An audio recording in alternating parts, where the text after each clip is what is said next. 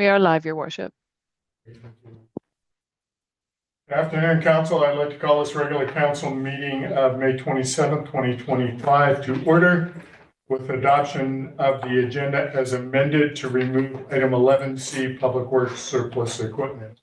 Someone want to make that motion for me, please? Councilor Cherry, Councilor Lucille, all in favor?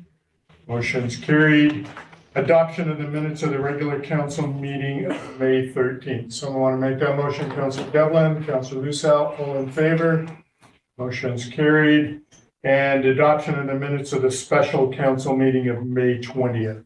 Councilor Devlin, seconded by Councilor Cherry, all in favor? Motion's carried. Any business arising from the regular council meeting of May 13th? Seeing none, any business from the special council minutes of May 20th? Seeing none, we're going to move on to 5A, development variance permit. Mr. Simon, do you have an overview, or Ms. Hartling? Mrs. Colbeck, sorry. That's fine. Your Worship, I do have an overview. So what council has in front of you today is a development variance permit requesting a reduction to visitor parking, and then a multifamily residential development permit for proposed staff row house development for the form and character. For the proposed reduction in visitor parking, the proposal is reduce the parking requirements for a 94-unit multi-unit dwelling from 19 visitor parking spaces. So this equates to 1 visitor parking space per 5 principal dwelling units, down to 7 visitor parking spaces, and this equates to 1 visitor parking space per 13 principal dwelling units. And then for the development permit, this is for the form and character of the 94-unit stack row house development that includes 4 separate buildings with an internal parking courtyard in the middle, with landscaping and bike parking. So staff do recommend approval and issuance of the variance permit. We don't anticipate any congestion issues with the location of this development or any increase in on-street parking from the proposed development and the requested reduction in visitor parking. The development does meet all parking regulations in the zoning bylaw for the multi-unit dwellings, as well as accessibility parking.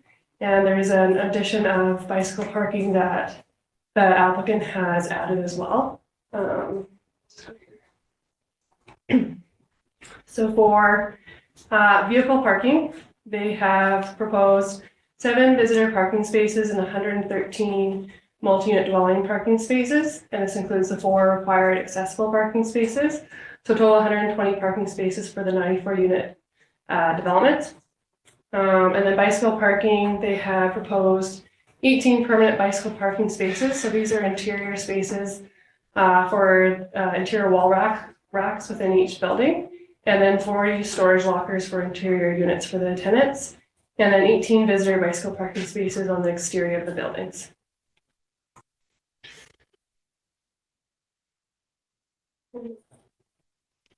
And just getting into the site layout, landscaping, and parking for the development for the form and character.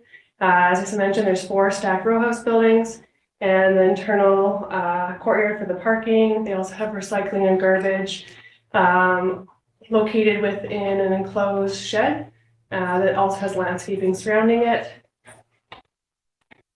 There's internal walkways and pathways throughout the development, all covered, and then they connect to Bend Frontage Road, where the sidewalk with frontage improvements go up the entire frontage to connect to the existing sidewalk in the transit area.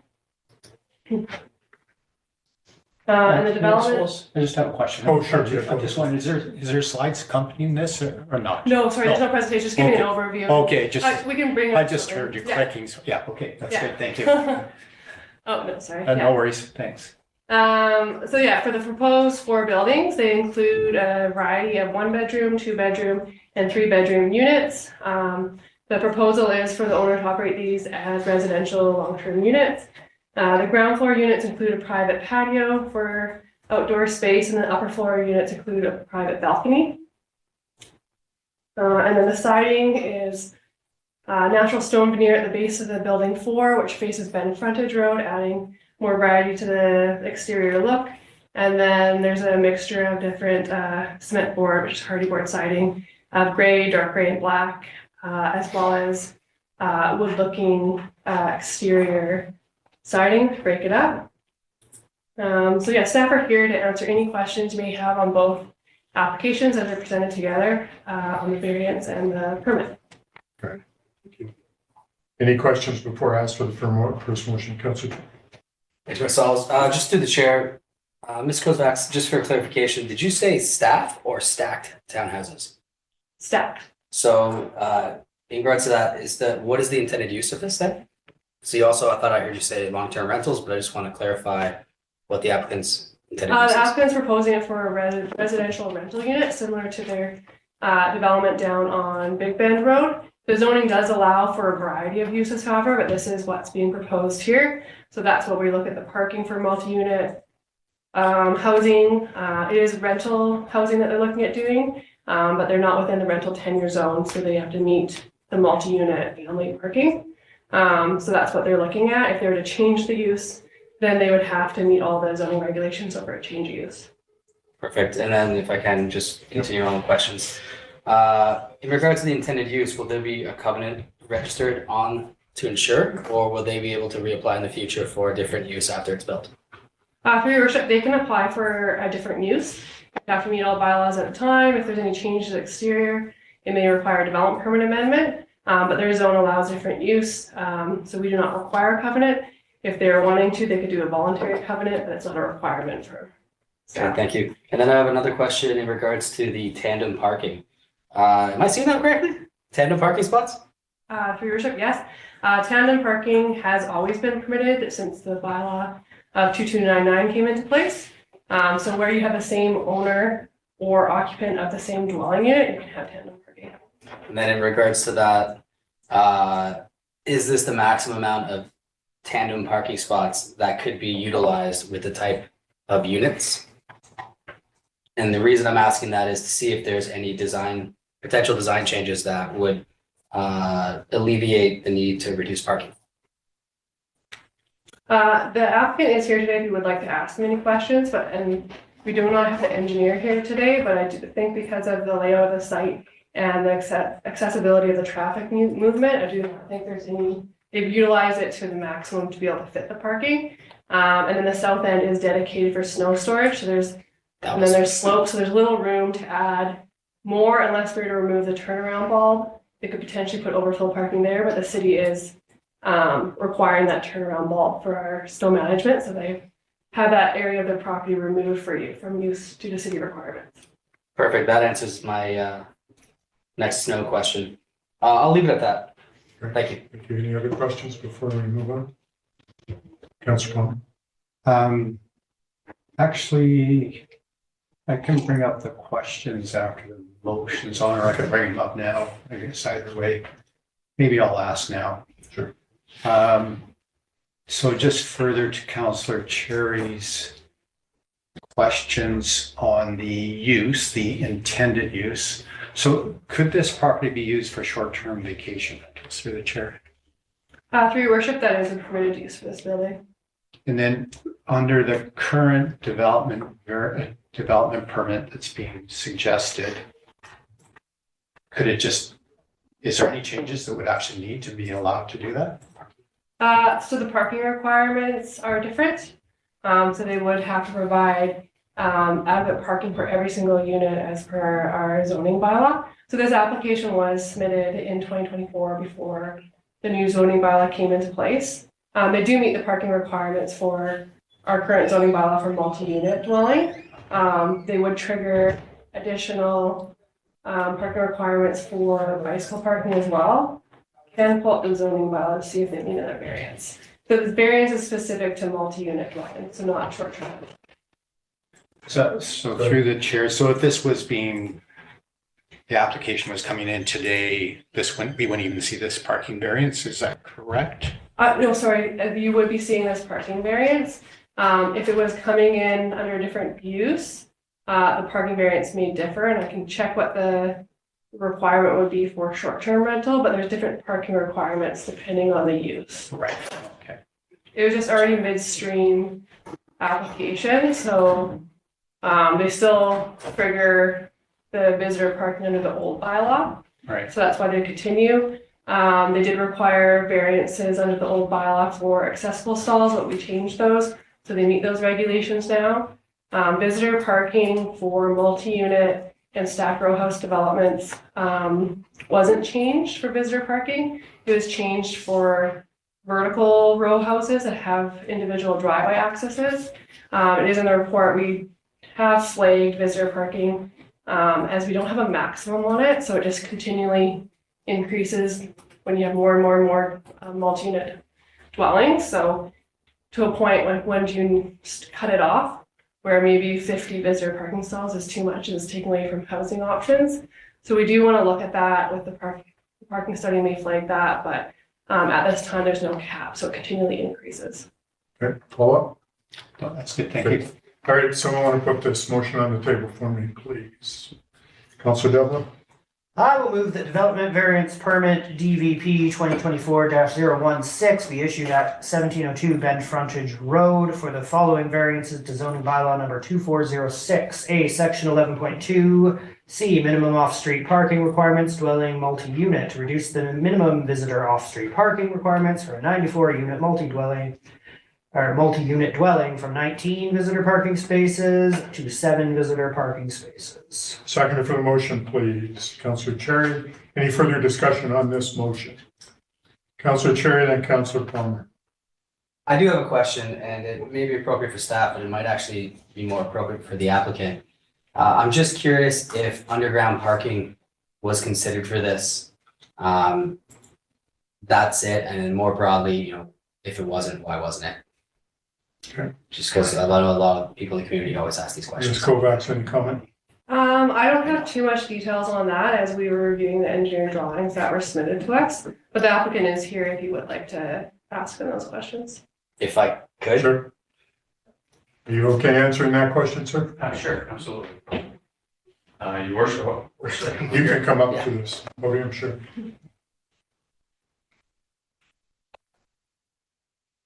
Good afternoon, your worship, honorable council members. Michael Shipley, Development Manager for Base Camp Resorts. To answer your question, Matt, it's a construction cost factor.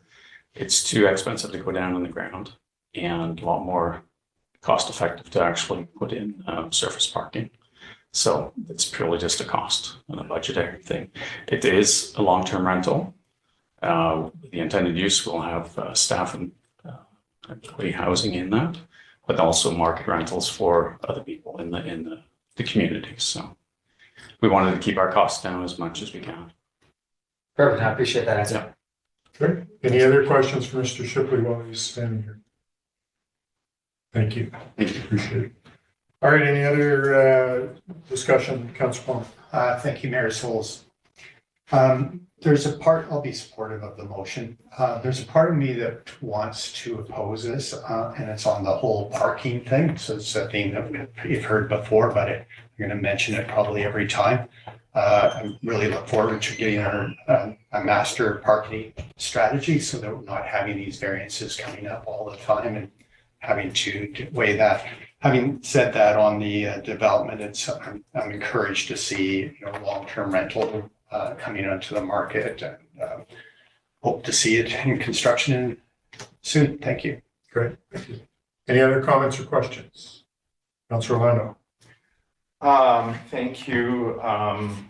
Yeah, I'm just not sure I have 100% clarity on the long-term rental or long-term staff housing rental versus maybe a change in use in the future to short-term rentals, which staff has said is permissible in this area.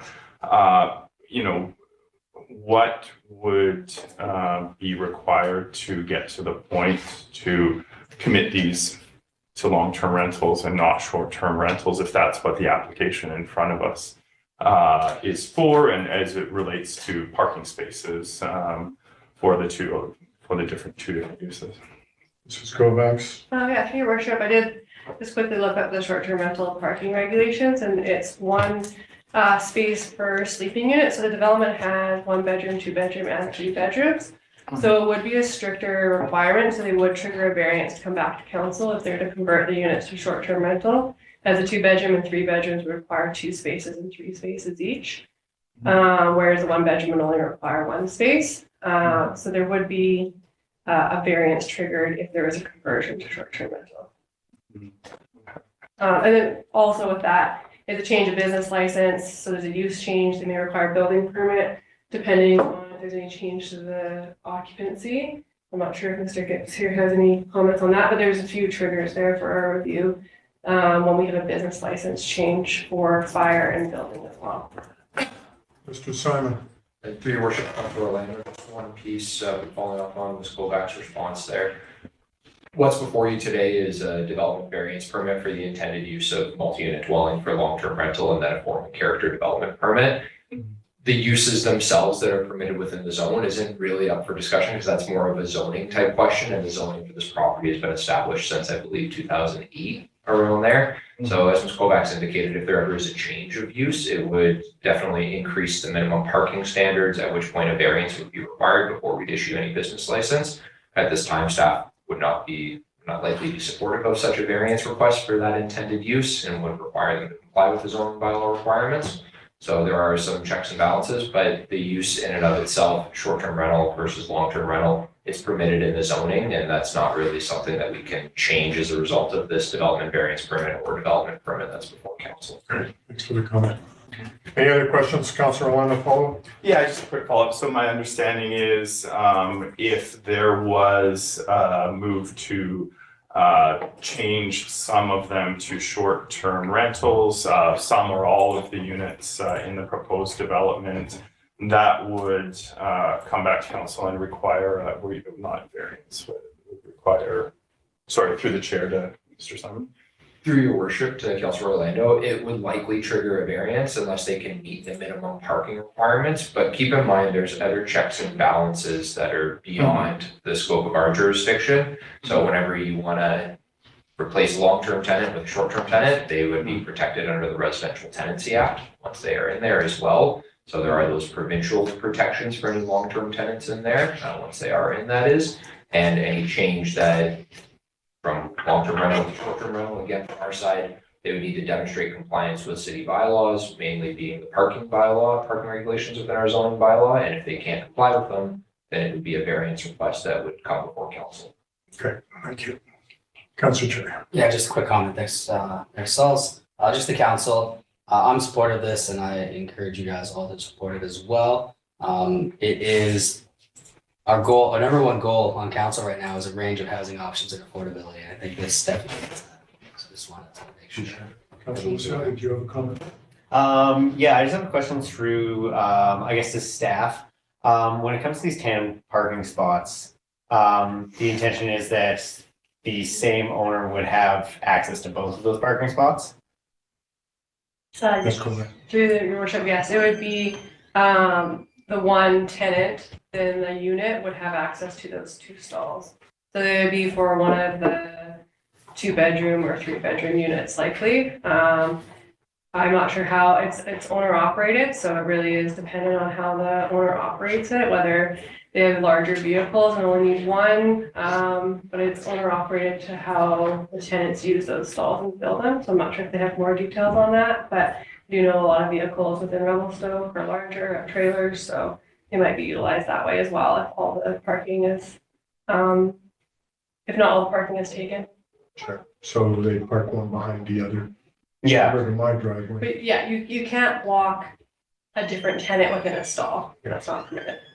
Yeah, my concern is that there's 21 sets of tandem spots for the 90 units, which might result in not all the units having their own parking spot. Had engineering looked at a one-way road with angled parking through there to fit the same amount of parking spaces, but still have individual access to each stall? The engineer's not here, so I don't know if we can answer that question or it's relevant. So Ms. Kovacs, do you want to So try? through your worship, do you mean on the private property? Yeah.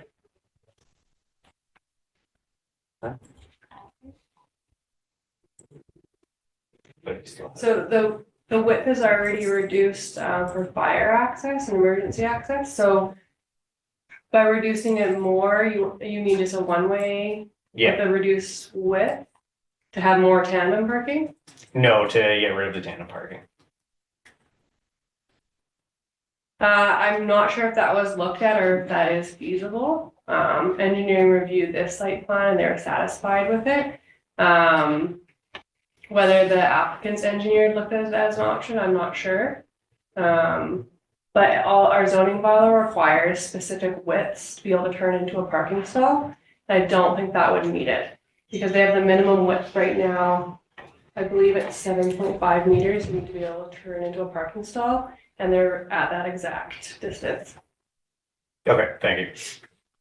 Any other comments on the motion? Seeing none, I'm going to call the question. All those in favor? Opposed? Motion's carried unanimously. Item number 2. Councillor Devlin? Sure, why not? I will move that development permit DP 2024-015 be approved at 1702 Bend Frontage Road for the form and character of a 94-unit stacked row house development subject to the following precondition to ensure issuance be met. That the owner receives approval on their updated base camp, Revelstoke Bend Road Transport Impact Assessment from the Ministry of Transportation and Transit and the City of Revelstoke, and enters into any required agreements and transportation improvements specified by MOTT and the city in relation to the improved TIA. Seconder for the motion, please. Councillor Cherry. Any further discussion on this motion? Councillor I Palmer. just have a quick question on the, could this development be made into strata units? Would that trigger any changes as well? Just curious. Through your worship, it could be stratified. It's just the rental tenure only zoning that is not permitted to be stratified. So just to follow up, I know we've gone past the parking thing. So Councillor Lucio made an interesting point. So with the tandem parking, when you discount the tandem parking, is there enough parking spaces for all the units? Through your worship, yes, with the ratio of 1 bedroom, 2 bedroom, and 3 bedroom, those tandem would then have to go to the 2 bedroom and 3 bedroom units.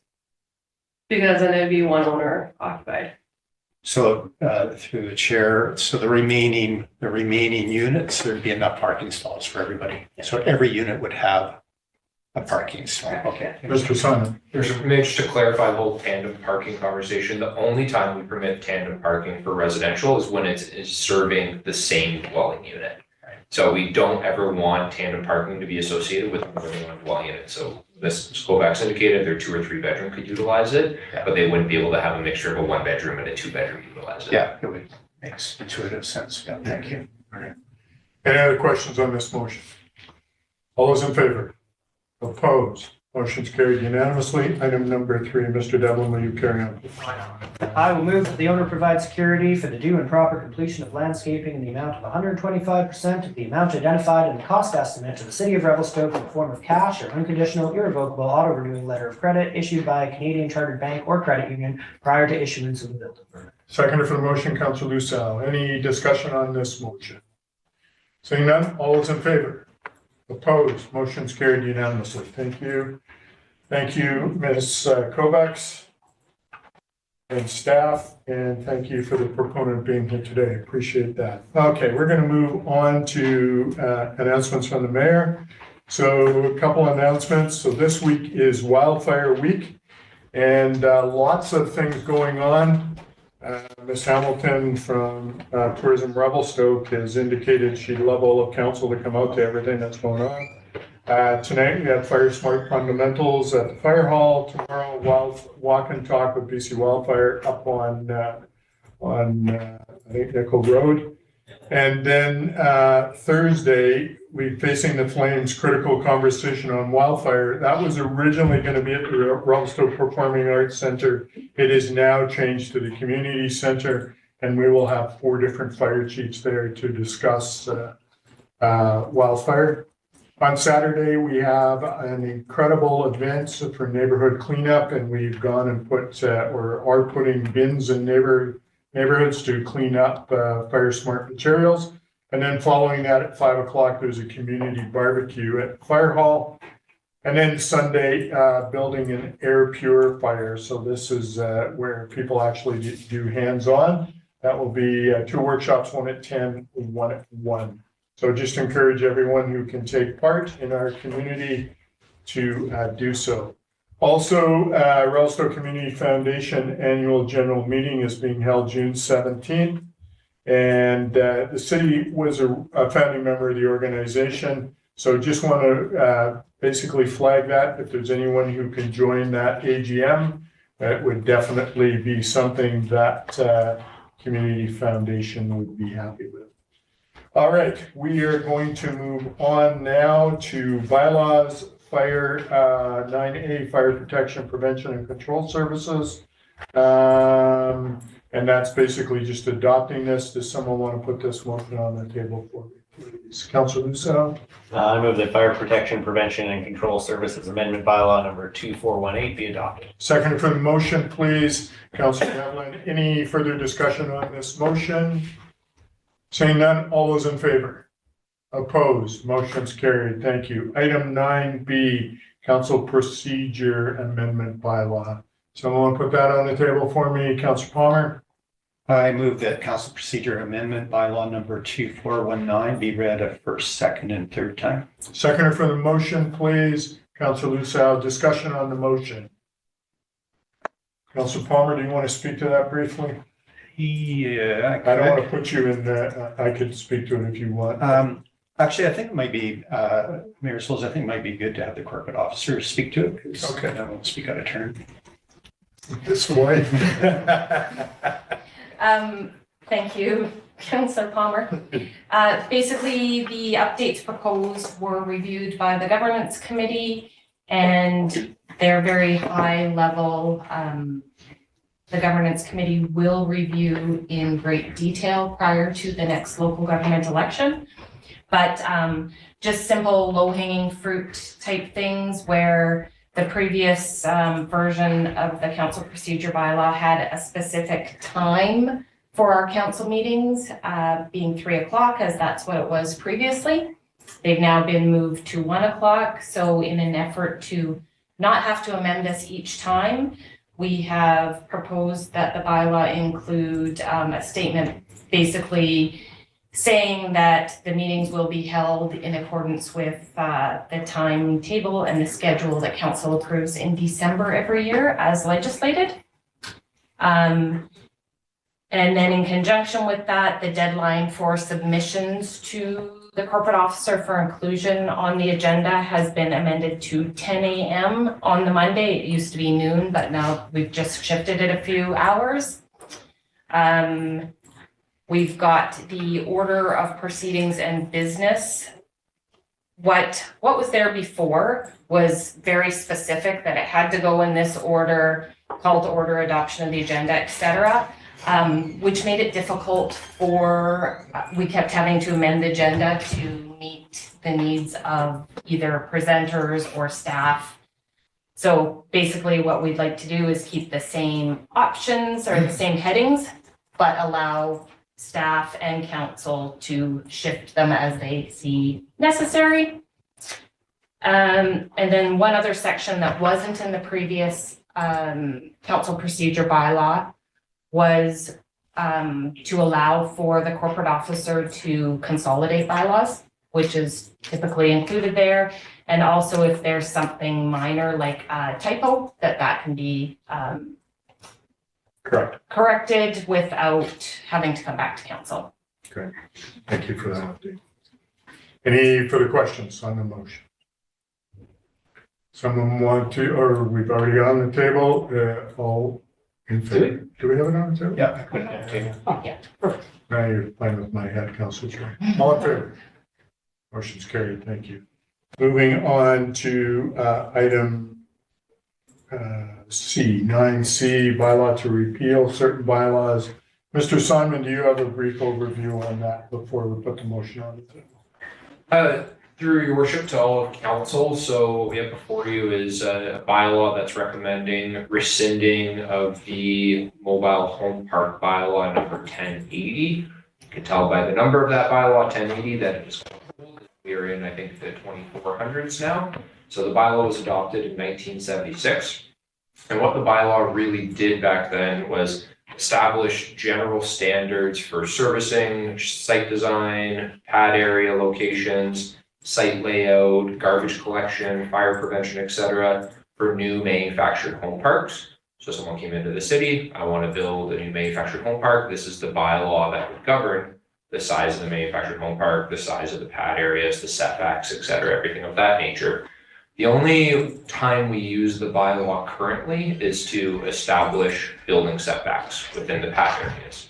When we adopted zoning bylaw number 2406 back on April 10th, we took those setback requirements that were embedded in this mobile home park bylaw and put them right into the zoning bylaw so that people don't have to flip-flop back and forth. So there's no tangible need right now for the mobile home park bylaw. And the staff report that was prepared kind of gives council a summary of how more recent, modern, current bylaws, our new official community plan, our new zoning bylaw, our subdivision development and servicing bylaw, our building bylaw, and our development approval procedures bylaw, as well as our unsightly premises bylaw, how all of these, which you can believe it, the unsightly premises bylaw is actually 20 years or 15 years newer than this mobile home park bylaw, how all of these actually address everything that's contained within this mobile home park bylaw, and therefore staff are recommending that this be rescinded. It has been noted throughout the zoning bylaw project that this was always intended to come forward to council once that zoning bylaw, or should it have been adopted. Now that we are at a place where it is adopted, we have gotten around to drafting a report and bringing this to you guys for consideration. So happy to answer any questions council may have. Thank you, Mr. Simon. Any questions before we put the motion on the table? Seeing none, someone want to put, Councillor Orlando, you have a question, you want to put the motion on the table?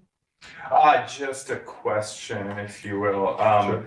I note that, and thanks to staff for the overview. Reading the reports, it provides the message in a bit more detail in there.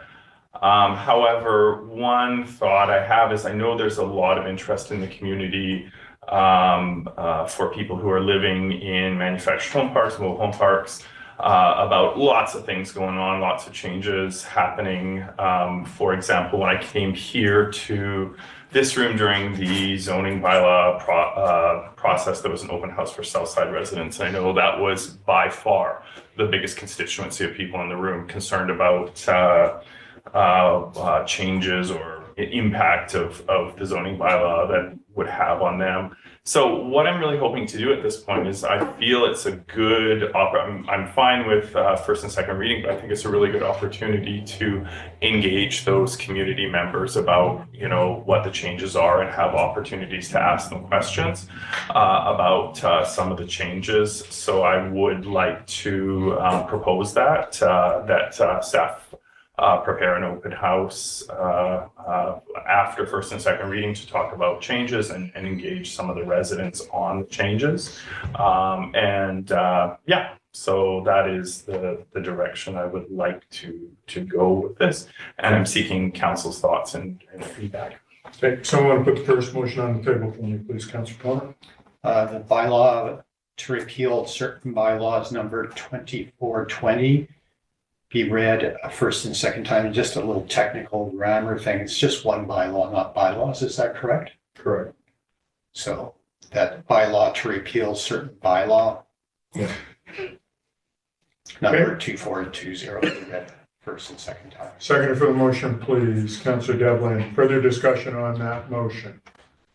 Seeing none, I'll call the question. Do you have a comment? I was going to make a comment. The reason we're going to make the comment now is because there might be some uncertainty after this is passed, what our next step is for the Councillor Orlando's comments. So definitely agree for the first and second reading. I would concur with Councillor Orlando on the need to at least give some time, perhaps next meeting, for a third reading. I do have some reticence on another open house. I guess not. I just want to make sure that's, the amount of effort that goes into that, and, is there a return on that? I think you have some merit, but it's something that I'd have to wrap my mind around. So, but anyway, that's my only comments. I'm not prepared to make another motion after this. I would definitely prefer that third reading be delayed at least until next meeting. Thank you. Any other comments on the current motion, Councillor Devlin? Yeah, just to echo that comment, I suppose. I don't see any particular need to hurry this along. It's not hurting anything to stay here. If there's some interest in council to delay it, delay third reading, sorry. That's fine by me. I don't think we lose anything for doing that. I don't particularly know that we gain anything, but I mean, if it's going to make some people more comfortable, I'm okay with that. I would be also hesitant on another open house they're not huge amounts of time and money and effort, but they are some time and money and effort. And this proposed bylaw doesn't actually change anything. It's a housekeeping item. So in my opinion, slowing it down to give people an option to write in if they have any concerns, and we can address those if people bring them up, but I'm not so sure I'd be really willing to spend taxpayer money on an open house that's already been discussed on how old is this thing? 50, almost 50-year-old bylaw. So yeah, I think we can slow down the reading maybe, and I'll support that, but I'm not so sure I support an open house at this time. That's my comment. All right, I'm going to call a question on the motion. All those in favor?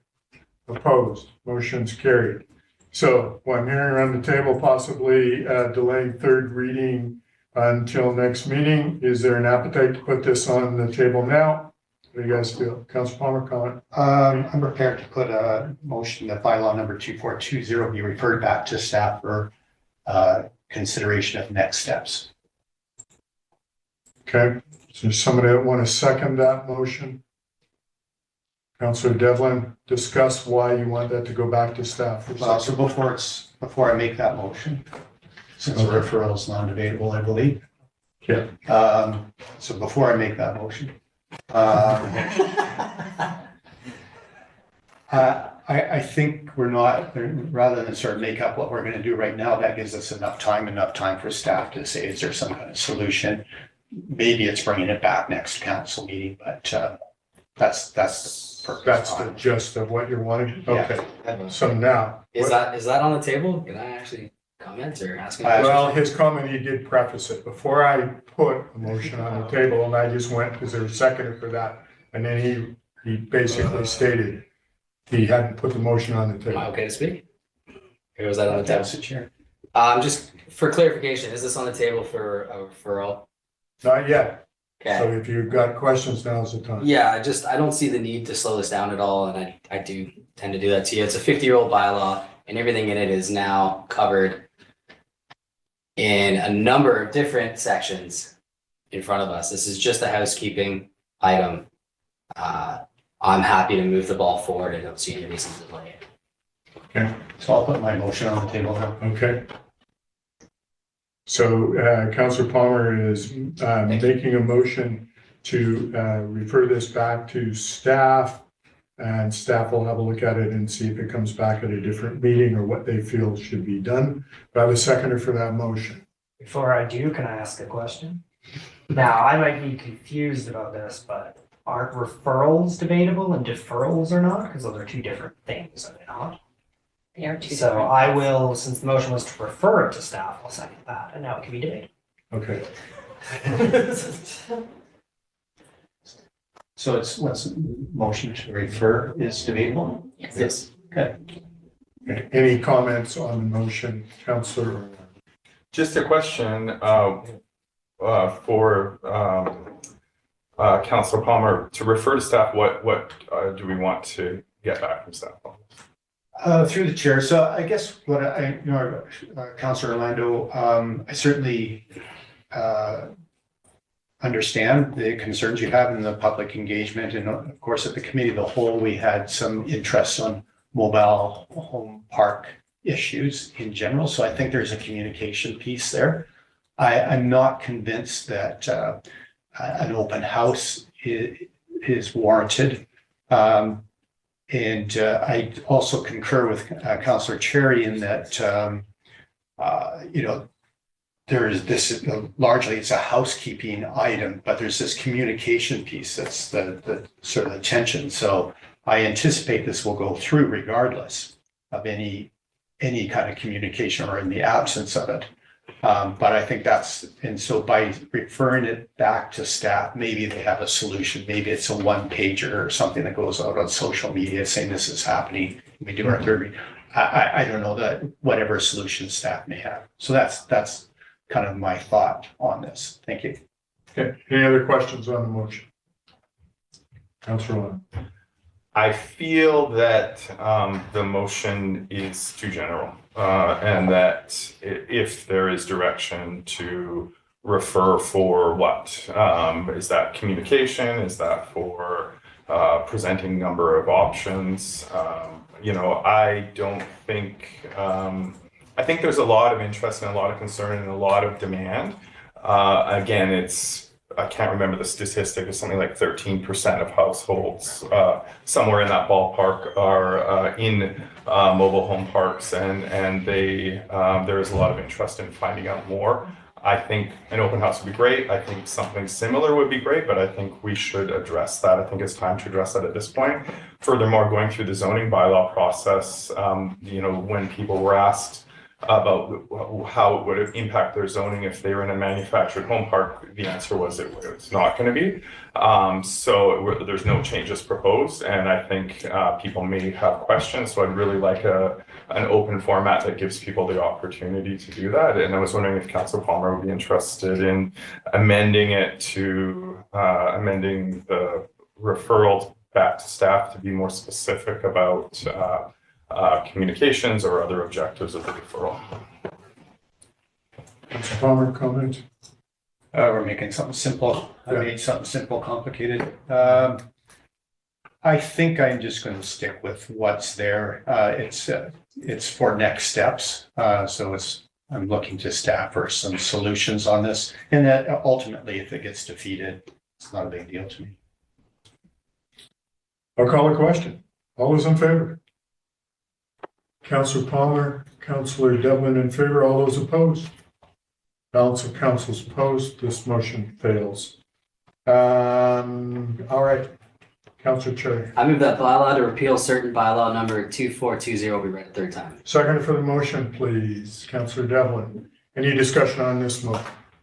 Councillor Orlando, Councillor Cherry, you want to go first? Councillor Lennon. Okay. Oh no, Councillor Cherry. Sure. He made the motion. Okay. Just encourage council to move this along. It's a housekeeping amendment. All items in it are currently, sorry, I screwed up. I apologize. I messed my words up. Everything is currently defined in our current bylaws. The council report shows what sections are covered. Again, it's just a housekeeping amendment. Okay. Councillor Orlando. Yeah, I'm not going to support reading a third time this time. I would have appreciated the opportunity prior to this to put another motion on the floor to schedule an open house or at least some sort of communications.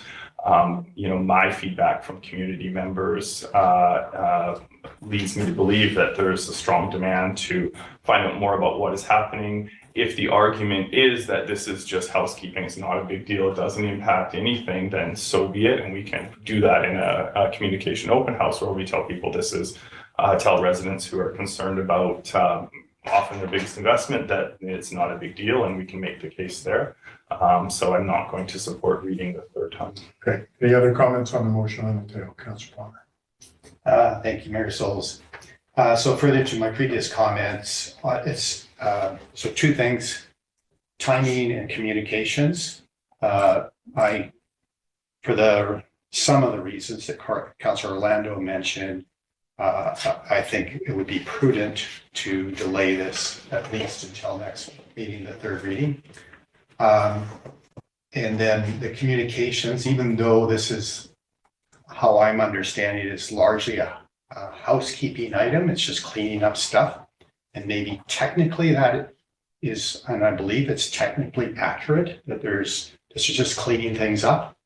But the communications is critical portion what we do as well with the community. So with that, I am going to put an amending motion. How can I put an amending? Actually, I don't know that I can put an amending motion.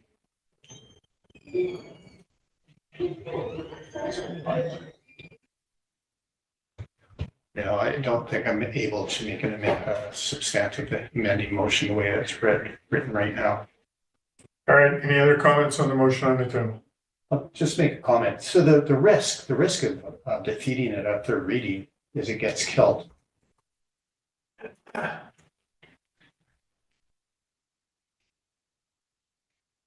Comment, Ms. Floyd?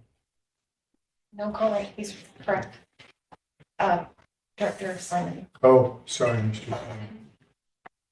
Through your worship, don't want to meddle. From staff's perspective, this is, again, housekeeping. It's not, there's no major rush with it. Completely agree, communications out to the public on the sensitive issue of mobile home park redevelopment overall is critically important.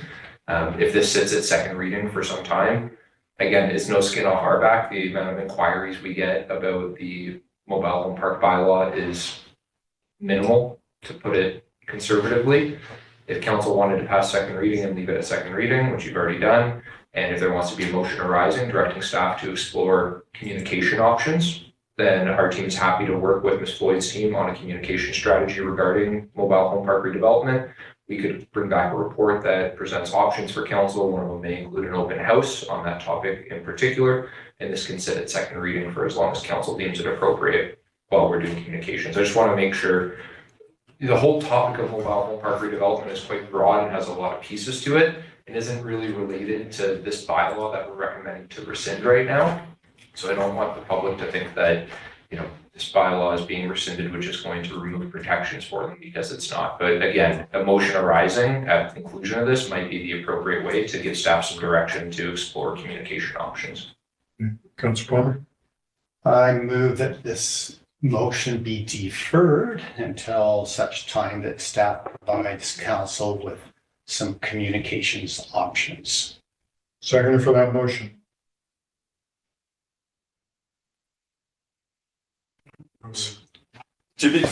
For clarity, we're deferring the third reading. Correct. And just deferring their third reading. Yeah, I'm willing to second that. Okay, so it's deferred. The vote. Oh, all those in favor? Motion's passed. And if possible, I'd like to put forward a motion that, motion arising that staff prepare a report on communication options in general. I think that was embedded in the deferred motion. Yeah, it was embedded in the deferred motion. Oh. Could I have that read? Sorry. If we could have that read back. Ms. Delasal, could you read that deferral motion back? Do you have that, please? Certainly, that the motion be deferred until staff provides council with communication options. Great. Sorry for missing that. Thank you. Thank you, Ms. Delasal. All right, all those in favor of deferral, we've already done that, so we're going to move on. Thank you. Moving on to staff reports, resort development strategy. Ms. Moffat, do you have a brief overview or a presentation that you would like to do? Mayor, Council, I do not have a presentation. I can go over a bit of an overview for you. Sure. I might come up there a bit closer. If you like to talk to the podium. Okay, so I'm just bringing this forward to council to get endorsement that the draft resort development strategy for 2025 through 2027 be approved, so that I can submit it to the Ministry of Tourism, Arts, Cultures and Sport. And then they can provide their feedback for us before I put it into a final form, which will then come back to council. So it will be coming back to you guys in a month, 4 to 6 weeks, hopefully, Right. with the final copy that's been approved by the province. And then we can move along with the funding agreement shortly thereafter. Okay, any other comments? Any questions from Ms. Moffat? Someone want to put the motion on the table for me, please? Councillor Cherry. I move that the draft resort development strategy 2025 to 2027 be approved. Seconder for the motion, Councillor Orlando, did you have your hand up? Sorry. Oh, no, just since Apologies. active rep, Yeah. I'll just put the motion on the table. Okay, so we'll reverse that. We'll put Councillor Orlando is moving it. Councillor Cherry is seconding it. Any further discussion on that? Councillor Cherry. Just want to apologize to Councillor Orlando. I didn't see it was a CD, but I see it now. Okay, so you got that change, Ms. Delisle? Yes, I do. Thank you, Your Worship. And I call the question. Oh, Councillor Palmer, you have your hand up. Mayor Souls, through to staff, appreciate the report and the work that's gone into it. I think these are good initiatives. I think in the future, it would be good just to highlight those major projects in a little PowerPoint kind of thing. So, but good work in the background. Thank you. Any other comments? Councillor Orlando. Yeah, just a quick comment to thank Ms. Moffett and the team for working on this. There's been lots of consultation, lots of outreach, lots of input from many stakeholders on the plan, and looking forward to seeing what the draft, any response to the draft plan gets, and hopefully success. Great, thank you. Any other comments? Seeing none, all those in favor? Opposed, motion's carried unanimously. Thank you, Ms. Moffett. Thank you. We are going to move on to the annual report. It's in your package. Is someone want to put the motion on the table for me? Councillor Lucien. I move that the 2024 annual report be made available for public inspection and be considered by council at the June 23rd, 2025 regular council meeting, beginning at 1 p.m. in council chambers. Seconded for the motion, please, Councillor Devlin. Any further discussion on the report? Councillor Palmer. Thank you, Mayor Souls, and thank you to staff for putting the report together. I think it's changed a little bit on the layout and stuff, and I kind of like it. There's nothing super fancy, but it was clear. I like the highlighting of the things that we're doing in the work. So there was quite a bit of that. Some new photos. There's less of the redoing of the stuff from before. So appreciative of that. And yeah, I think that's the main thing. Thank you. Kudos to Ms. Williams. She's online. Thank you for all your hard work. I know you've been working diligently the last few weeks to get this together. Very grateful. Thank you. All right. I will call the question. All those in favor? Opposed? Motion's carried unanimously. We're going to move on to APC and Heritage Advisory Commission bylaws. Mr. Simon, do you have a brief overview on that? Thank you, through your worship, to all of council. This is a report outlining the potential option to merge the Advisory Planning Commission and Heritage Commission.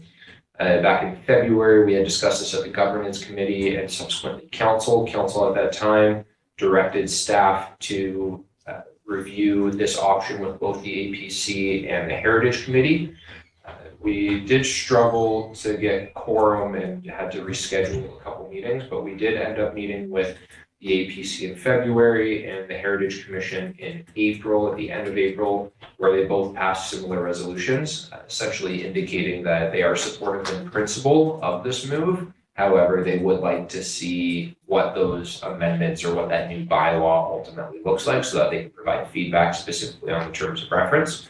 And again, just want to reiterate, the intent of this is not to water down either of the roles of each commission. It is more so intended to strengthen them, and as well as follow some of the recommendations from the recently adopted Heritage Management Plan, where we want to make sure we're applying a heritage lens to all elements of development of the city, not just development specifically within the heritage conservation area. So this is one avenue that we can start to implement some of those recommendations, as well as hopefully have some more efficiency and reduce any challenges with recruiting members to these commissions, as well as challenges meeting quorum. So we have a recommendation in there that would direct staff to prepare a bylaw, increase the membership of the APC from 7 to 9, amend the terms of reference to basically merge them with the Heritage Commission, and then bring that back to the APC and Heritage Commission for review and comment prior to that coming to council. Great, appreciate that. Councillor Cherry. Just in addition to that, there are some members that sit on both. So They both had time to comment on this. I'm happy to put this on the floor as well. Go for it. I move that a bylaw be prepared to consolidate the Advisory Planning Commission and Heritage Advisory Commission, including the following: increase membership on the Advisory Planning Commission from 7 to 9 in order to accommodate existing Heritage Advisory Commission members joining the Advisory Planning Commission, and amend the terms of reference for the Advisory Planning Commission to include supporting the implementation of the city's heritage management plan. And that the Advisory Planning Commission and Heritage Commission provide comment on the proposed bylaw prior to council consideration. Second for the motion, please, Councillor Devlin. Any comments? Councillor Palmer. Thank you, Mayor Souls. I have a couple questions. The first is for the Heritage Advisory Commission. What does that acronym stand for? HER. That's a good question. I keep looking at that on my calendar. Ms. Delasal, do you have comment on that? What HER stands for? As I understand it, Your Worship, HER is the first three letters of heritage, so it's not confused with a similar committee, HAC, which was the Health Advisory Committee. Awesome. Thank you for that. And then the second question, Mayor Souls, is on the existing Heritage Advisory Commission bylaw established in 2017, I understand that's correct. And was there any committee or commission prior to 2017? Ms. Floyd, can you answer that one? Oh, Mr. Simon, I'll let you do that. Through your worship, actually, I would want Ms. Floyd's comments on this, but just wanted to clarify that the bylaw was actually adopted in 2007, but there were subsequent amendments to it after that time. Okay, thank you, Mayor Souls. That answers the question. I saw on the bylaw, the signature was 2017, so and it was inconsistent to my memory. Mayor Souls and Council, I understand the intent, and I understand the way it's being sold. I'm not convinced. So on two things. I'll deal with the idea, and I would suggest spin that this will actually enhance heritage. What we're going to, by putting the two groups together that had a particular focus, the heritage is going to become arguably secondary to the overall planning initiatives. And we've already seen in the last year or two a diminishing of accountability to the community on heritage values. And so that's one. The second argument is on the quorum. And I am not convinced that the problem is that members don't show up. The problem is through our processes on appointing, providing education, clarity of the roles on committees. And we've talked about this in the governance committee in general. So we're trying to fix a problem by basically making something disappear. I have experienced that as a council member on committees. As you're aware, we've had that dialogue of cancellation of meetings last minute, lack of clarity of the role, and those kind of things. And we've heard from others, notably the Environmental Advisory Commission or Committee, expressed those things in a public meeting and was very disappointed. So that's the history. We have a broken system on how we appoint, provide education, clarity on the roles in committees. And so I believe that is the reason that not only in this committee or commission, but also other committees, the reason people don't show up is because of a lack of empowerment and understanding of their roles. So I'm concerned by going down this path, we're actually going to be diminishing some of those community values that the community was loud on regarding the heritage conservation area. I did read through the bylaw and the intention there, and I think it's well intended, and I think there continues to be interest in this community. And if we were to fix our systems, that we would have a group of people that would be able to provide good input from a heritage perspective specifically and provide that advice to council. So based on that, I will not support this motion. Thank you. Thank you. Any other comments? Councillor Chair. Thanks, Your Worship, and just the council. Although council, I just forgot your name. Blessing. Councillor Palmer is allowed to feel the way he feels. I do sit as the council rep on both of these committees.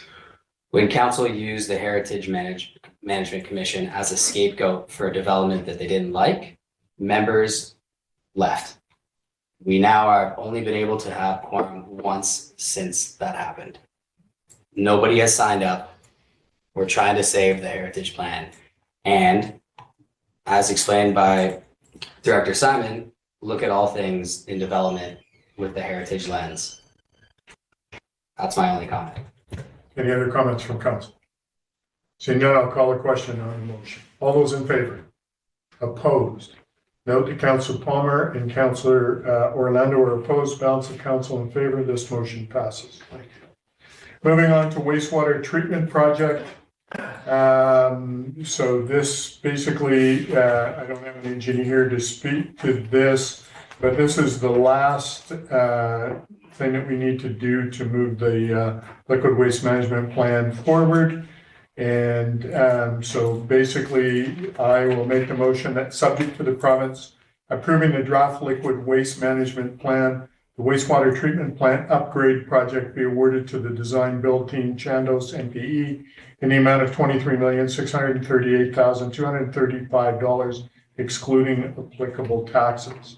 Is there a seconder for that motion? Councillor Cherry. I'll speak to it. Spoke with both, Mr. Parliament and I spoke with the government this past week. I spoke with the Ministry of Environment on Friday. They called me asking for a few day delay in the drop dead pricing of May 31st. So Mr. Parliament was able to speak to Chandos, and they have extended that to June 9th. The province is doing their last final bit of engagement with First Nations. They just wanted to be able to have that little leeway. Their words to me were they are 90+% ready to approve. They want to get this last engagement complete for the minister before she will sign. So based on that, that's the reason the words are that subject to the province approving. So I just encourage everyone to support this.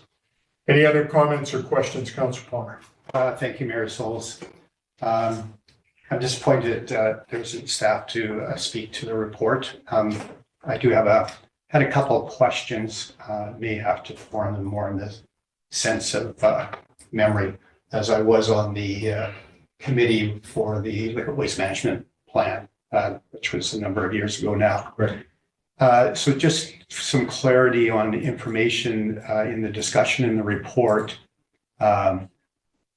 It states that the wastewater treatment plant, due to time and changes to federal and provincial regulations, is no longer able to meet the requirements. My memory is that the loading of the plant, that we were no longer able to meet our permit requirements that had not changed. They were consistent, but basically there was more stuff coming into the plant and we were no longer meeting our permit requirements on that, our operating certificate that was issued back in the 1970s. It was good for a long time, but that is what triggered the liquid waste management plan. I do have, thanks for that comment. I think you're correct. and so, yeah, so it's just, yeah, I won't belabor that point. The other is, in the report, it says annually odors from the wastewater treatment plant are increasingly worse and more frequent. Certainly we hear from the public whenever there's an upset on the lagoons. Again, there isn't any staff or consultant here to answer the question, but the question that I have, is this going to fix the odor problem? And I asked that question before, and it was very qualified, if I recall correctly. Yeah, and I don't have that in front of me now. Councillor Cherry, do you have a comment? Yes, I've engaged Mr. Black, Director Black about this numerous times. We are switching to a semi-mechanical plant that will address the odors and won't just be an open pit sewage line. Those are what I was directly told when asked, both in this chamber on camera, as well as by email. Councillor Palmer, you have a follow-up? Yeah, I'll just caution council. If we're saying this is going to fix odors, and there is statements, very qualified statements before, this is about meeting a biological requirement permit for discharging sewage into the river, Right. to make it clean enough that meets the regulations. My memory, both at the liquid waste management plan level and from other source implement items, is this, while it may have some incremental improvements of odors, if we think this is the magic wand that makes odors go away, we may be very misled. Thank you. Great, thank you. Any other comments? Councillor Lana. Through the chair, just following up, is anyone from staff available? I know the director's not here, but is anyone else available to address the questions that Councillor Palmer, or concerns that Councillor Palmer raises? I don't have any staff that have those answers. Councillor Palmer. Mayor Souls, again, I will, with reticence, support this motion. I understand that we need to move ahead on this. It's been a long, long time. And as you can see in the report, the costs have skyrocketed. They skyrocketed through the COVID years, but then they skyrocketed since. I do have one last question. It's probably for finance on the shortfall. Will this require an amendment to our financial plan, the 2025 financial plan, noting that we can't go into a deficit as local government? I don't believe it will change anything, but I do not have any finance members here. Everybody's away. All right. Any other comments? Oh, Mr. Simon. Your Worship, I can just confirm, I know that Director Black has worked very closely with Director Moore on this, so I would share your statement that it doesn't have an impact on the financial plan, and along with the odor issue as well. I know that that has been front and center for Mr. Black and his team of consultants to address as part of this as well, and I imagine that they will be addressing it as best as they possibly can through this process. And as Councillor Palmer has indicated, this is required in order to meet our provincially mandated requirements as well. So it's a multifaceted project that is critically important to not only supporting improvements in the wastewater treatment plant, but also accommodating not only existing users, but future users, and in conjunction with DCC revenue that will come for future wastewater treatment plant upgrades as well. Good. Thanks for your comment. All right, I'm going to call the question. All those in favor? Opposed? Motion's carried unanimously. Thank you.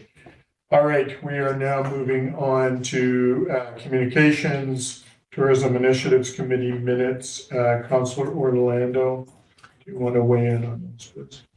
Yes, thank you, Mayor Souls. So minutes from the April 23rd meeting. One of the main things we did was work on the resort development strategy draft, which was just approved for submission to the provincial government today. Kind of a short meeting. Otherwise, we just had some discussion on RMI Resort Municipality Initiative applications, trying to shore them up and provide a bit more detail to make that process more accessible and efficient.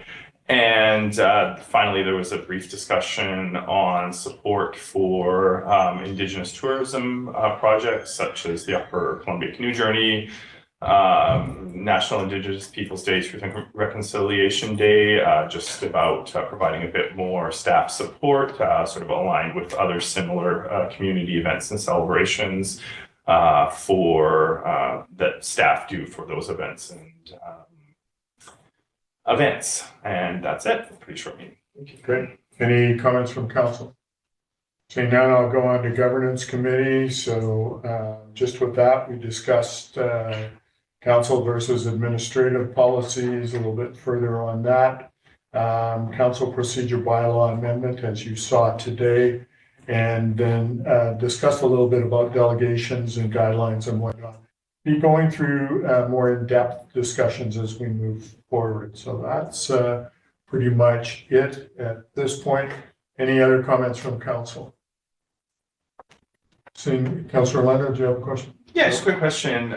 With some of the recommendations to council from this committee, what is our timeline generally for seeing some of those recommendations come back?